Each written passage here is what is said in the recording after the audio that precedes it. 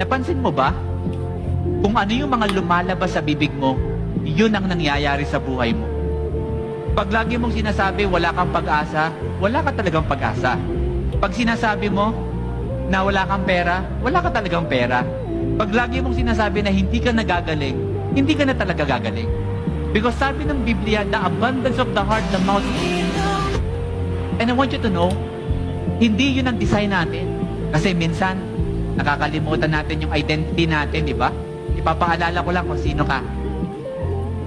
Anak ka ng Panginoon at malaki ang plano niya sa'yo. At ang gusto niya ay ikaw ay lumaban. So I want to pray for you as I end. Sa mga tao dito na feeling mo lagi you are defeated or feeling mo na parang wala kang pag-asa sa buhay, I want you to know, nagkamali ka man minsan, that is not your identity. Yes, nadapa ka, pero that's not your identity because your identity comes from the Lord. At ang gusto niya ay ikaw ay lumaban.